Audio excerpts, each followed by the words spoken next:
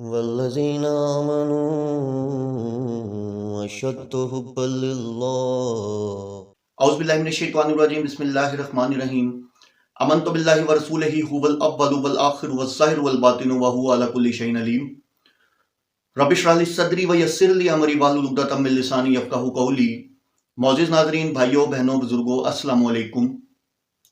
سلسلہ دجالی فتنوں کے حوالے سے جیسا کہ میں ویڈیوز اکثر بنا رہا ہوں اور بہت سارے ایسے چہرے بے نقاب کر چکا ہوا ہوں، ان کو ایکسپوز کر چکا ہوا ہوں جو کہ امت کو گمراہ کر رہے ہیں اور جو اللہ کے منکر ہیں، اللہ کے رسول کے منکر ہیں اور اللہ کی کتاب کے منکر ہیں۔ اور اس میں سر فہرست تو میں ہمیشہ آپ کو بتاتا ہوں کہ حسن اللہ یاری ہے، جو کہ ایک ویل ناؤن شیعہ ہے، اور آپ کو پتا ہے شیعہ مذہب جو ہے وہ یہودیت پہ کھڑا ہے، ٹھیک ہے، اور اسی کی پیداوار ہے۔ تو اس کے علاوہ بھی میں نے کافی اہل تشیعوں کی میں نے جو ہیں، جیسے شہنشاہ نقوی ہو گیا، اس کے علاوہ آصف علوی ہو گیا، اور اس طرح میں نے کافیوں کو ایکسپوز کیا ہے۔ اس کے علاوہ اہل تفرقات میں سے، کیونکہ شیعہ تو ایک مذہب ہے، میں اہل تفرقات کی بات کر رہا ہوں، مولانا طارق جمیل ہو گیا، ٹھیک ہے، اس کے علاوہ ثاقب رضا مصطفی ہو گیا، بھی میں ایکسپوز کر چکا ہوں۔ تو آج ایک اور ویڈیو میری نظر سے گزری جو کہ مولانا طارق جمیل کی تھی، اور کہ میں حیران اس بات پہ ہوتا ہوں کہ اس کا اتنا بڑا مجمع، کہ ان کا ریون میں ایک سسٹم ہوتا ہے دیوبندیوں کا، اور اس کے علاوہ دیوبندیوں کی ایک بڑی پرمنظم سی جماعت ہے، اور بڑا کہ یہ وہاں یہ پروموٹ کرتے ہیں اپنی طرف سے، یہ اسلام کی تبلیغ کرتے ہیں، ٹھیک ہے۔ میں تو ایک چیز کو جانتا ہوں کہ اگر تو آپ حق لے کے جا رہے ہو نا، تو لوگ آپ کو دیکھ کے دوڑنا نہیں شروع ہوتے، کیونکہ جب آپ حق لے کے جا رہے ہوتے ہیں تو اللہ کی مدد آپ کے ساتھ ہوتی ہے۔ تو یہ لوگ جہاں بھی جاتے ہیں، لوگ ان کو دیکھ کے بھاگ جاتے ہیں، ادھر ادھر ہو جاتے ہیں، آگے بھائی تبلیغی والے، انہوں نے ایک ہی بات کرنی ہے۔ اور چونکہ میں خود جب دین کی جستجو میں بھٹک رہا تھا، تو میں نے 6 مہینے سے 8 مہینے دیوبندی فرقے میں بھی گزارے ہیں۔ الحمدللہ میرا کسی فرقے سے کوئی تعلق نہیں، لیکن میں پہلے ان میں بھی گزارے ہیں، سہ روزے بھی کیے اور ان کے ساتھ یہ چلے بھی کاٹے۔ تو دل مطمئن نہیں تھا، اس لیے کیونکہ یہ میرے رب کا دین نہیں ہے، یہ میرے نبی کا دین نہیں ہے، یہ میرے نبی نے ایسی تعلیم ہی نہیں دی، نبی نے ہمارے ایسی کوئی باتیں نہیں بتائیں۔ ہمارے نبی نے تو ہمیں قرآن پڑھایا ہے، اپنی سنت پڑھائی ہے۔ ہمارے نبی نے ہمیں فضائل اعمال، فضائل وضو اور جھوٹی من گھڑت حدیثیں نہیں کہا کہ وہ جا کے سنو جو میں نے بولی ہی نہیں ہے۔ تو ان کا کام ہی ہے، یہ قرآن تو یہ پڑھاتے ہی نہیں ہے، ٹھیک ہے، اور من گھڑت حدیثیں، اور پھر آپ کہہ لیں کہ یہ لوگ اتنا کہ اس میں آگے نکل جاتے ہیں جوش خطابت میں، اور ان کو سمجھ نہیں آ رہی ہوتی کہ اللہ معاف کرے، آڈینس دیکھ کے یہ پاگل ہو جاتے ہیں کہ جو منہ میں آ رہا ہے بول رہے ہیں، جو منہ میں آ رہا ہے وہ بول رہے ہیں۔ کہ میں یہ سمجھتا ہوں کہ اہل تفرقات میں یہ دیوبندی فرقہ بدترین فرقہ ہے، ٹھیک ہے نا۔ اب میں آپ کو پہلے مولانا طارق جمیل، اس کی انشاءاللہ میں آپ کو اصلیت بھی دکھاؤں گا کہ یہ بیسیکلی کتنا بڑا فتنہ ہے، اور کتنا بڑا یہ جھوٹا انسان ہے، اور کتنی اس کی گستاخیاں ہیں جو کہ اللہ کی شان میں ہیں، نبی کی شان میں ہیں، اور یہ کس طریقے سے یہ ہے کہ امت کو گمراہ کر رہا ہے اور امت اس کے پیچھے ہے۔ تو پہلے آپ ویڈیو دیکھیں اور پھر انشاءاللہ آپ سے بات ہوتی ہے۔ پہلے یہ ویڈیو دیکھیں۔ 3 منٹ 3.5 منٹ کا گانا تیار ہوتا تھا، اور 1 مہینے میں، کبھی 2 مہینے میں، کبھی 2 ہفتے میں، کبھی 20 دن میں، کبھی 10 دن میں۔ تو میں نے کہا اتنی محنت اور 3.5 منٹ یہ کس لیے؟ کہ 3.5 منٹ سے لمبا ہو تو لوگ بور ہو جاتے ہیں، سنتے نہیں۔ اللہ اکبر۔ میں نے کہا اوہو، میرا رب، یہ جو میں منظر ابھی آپ کو بتا رہا ہوں کہ میرا رب کہے گا جنت کی حوروں سے آؤ، یہ وہ ہیں جنہوں نے پاناما میں میوزک نہیں سنا، انہیں سناؤ۔ تو یہ جو پہلا گانا ہوگا یہ 3.5 منٹ کا نہیں ہوگا، 3.5 گھنٹے کا نہیں ہوگا، 3.5 دن، 3.5 مہینے، 3.5 سال نہیں، یہ پہلا گانا 70 سال کا ہوگا۔ جو ایسے بیٹھا ہے وہ ایسے ہی بیٹھا رہے گا، وہ یوں نہیں ہو سکے گا۔ جو یوں بیٹھا ہے وہ 70 سال یوں بیٹھا رہے گا، وہ یوں نہیں ہو سکے گا۔ جو یوں بیٹھا ہے وہ ایسے ہی سن ہو جائے گا، وہ آگے نہیں ہو سکے، آگے والا پیچھے نہیں ہو سکے گا۔ اس قدر وہ ان کو کھینچ لے گی آواز کہ اس میں گم ہو جائیں گے۔ پھر اللہ تعالیٰ فرمائے گا کیسا ہے؟ کہیں گے بڑا زبردست۔ تو اللہ کہیں گے اس سے اچھا سنو۔ اس سے اچھا کیا ہے؟ تو اللہ کہیں یا داؤد تعالی ارقى المنبر، اے داؤد آ ممبر پہ بیٹھ اور تو سنا۔ داؤد علیہ السلام کی ایسی آواز تھی جب وہ زبور پڑھتے تھے نا، یا جبال اوبی معاہ، پہاڑ ایسے ایسے ہلتے تھے، پہاڑ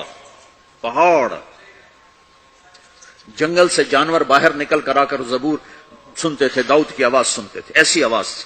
تو اللہ کہے گا سنا۔ اچھا ادھر داؤد علیہ السلام یا جنت کی حوروں کی آواز، اور جنت میں جتنے درخت ہیں وہ سارے کے سارے میوزک اور دھن بنائیں گے، ہر درخت سے الگ ایک دھن، ہر پتے سے الگ ایک دھن، اور جنت کی عورت یا داؤد علیہ السلام کا سر یا ساز یہ آواز، یہ جب ملیں گے اور داؤد علیہ السلام کی آواز جنت کی حوروں پر چھا جائے گی، تو پھر اللہ تعالیٰ کہیں گے کیسا ہے؟ کہیں گے بڑا مزہ آیا۔ تو اللہ کہیں گے اس سے اچھا سنو، کہیں گے اس سے اچھا کیا ہے؟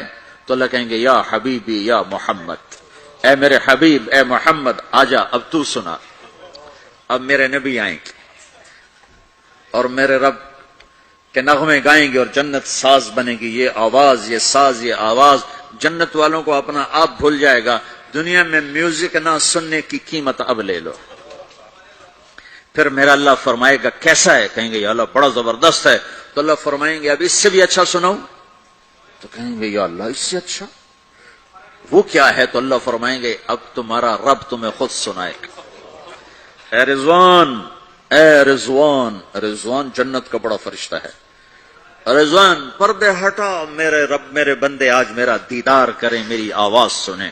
تو ایسے عرش کے پردے ہٹیں گے، اور جب پردے ہٹیں گے تو میرا رب سامنے آ کر کہے گا سلام قولا من رب الرحیم، میرے بندو تمہارا رب تمہیں سلام پیش کرتا ہے۔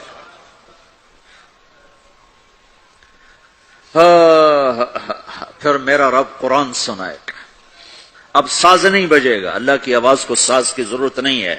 اور ایک تبدیلی اور آئے گی، پہلے آپ صرف کانوں سے سن رہے تھے اور مزہ لے رہے، اچھی آواز کانوں سے جاتی ہے، آگے ایک سیل ہے جو اس کو کیچ کرتا ہے، تو اس ایک سیل کے مزے میں آدمی ڈوب جاتا ہے۔ جب اللہ سنائے گا اور اللہ قرآن پڑھے گا اور اللہ ہم کلام ہوگا تو پوری باڈی میں جتنے سیل ہوں گے وہ کان بن جائیں گے، اور ہر سیل سے اللہ کی آواز اندر جائے گی، ہر سیل سے۔ اگر موت ہوتی تو آج سب مر جاتے، موت مر گئی نا، سنیں گے، اور صرف کانوں سے نہیں، کانوں کی لذت آدمی کو گم کر دیتی ہے، تو جب پوری باڈی کا ہر سیل کان بن جائے گا اور اس میں سے آواز اندر جائے گی تو کیا لذت ہوگی، میں اسے کہاں سے بیان کروں، میرے پاس الفاظ کہاں سے ہیں۔